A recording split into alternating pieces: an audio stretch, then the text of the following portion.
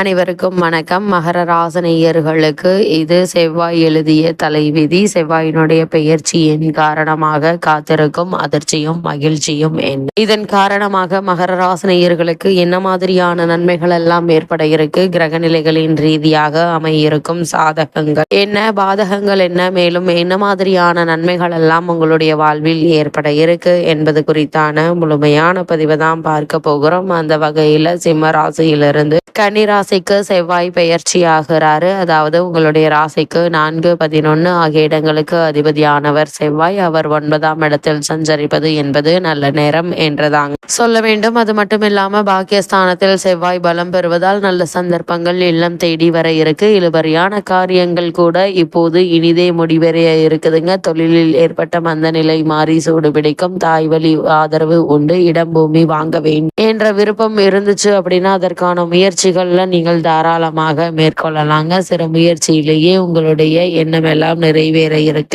பயணங்கள் பலன் தருவதாக அமையுங்க. உத்தியோகத்தில் உயரதிகாரிகள் உங்களுக்கு வேண்டிய சலுகைகளை வழங்குவாங்க. இருந்தாலும் விருப்ப ஓய்வு பெற்றுக்கொண்டு வெளியில் வரும் சிந்தனை அதிகரிக்க இருக்கு. கூட்டு முயற்சியில் இருந்து விலகி தனித்து இயங்க முற்பட இருக்கீங்க. இந்த முயற்சிகள்ல நல்ல ஒரு முன்னேற்றத்தை இப்போது நீங்கள் தாராளமாக எதிர்பார்க்கலாங்க. அது மட்டும் இல்லாம செவ்வாய் சனி பார்வையும் அமைகிறது. செவ்வாய் சனி பார்வை உள்ளது. அதோடு இந்த தருணங்கள்ல சனி பகவான் வக்ர இயக்கத்தில் இருக்கிறார். உங்களுடைய ராசியை பொறுத்தவரை ராசிநாதனும் தனாதிபதியாக விளங்குபவர் சனி பகவான். அவர் பலம் இழக்கும் இந்த நேரத்தில் மிக மிக கவனமாக இருக்க வேண்டுங்க. குறிப்பாக கொடுக்கல் வாங்கலில் ஏமாற்றங்களை சந்திக்க நேரிடும். தனவரவு வருவதற்காக பாதியில் குழப்பங்கள் அதிகரிக்குங்க. இத்தருணங்கள்ல நீங்கள் கவனமாக எச்சரிக்கையாக இருப்பது நல்லது. அதே போல் மகர ராசினியர்களுக்கு கிரக நிலைகளின் ரீதியாக கூறப்படும் பரிகாரம் என்ன என்று பார்க்கும்போது சூரிய பகவான் வழிபாடு உங்களுடைய முன்னேற்றத்திற்கு நல்ல ஒரு வழிவகுக்கும். அது மட்டும் இல்லாமல் முருகப்பெருமானை செவ்வாய்க்கிழமை சென்று வழிபடுங்க. எண்ணற்ற முன்னேற்றங்கள் உங்களுடைய வாழ்வில் ஏற்படும்.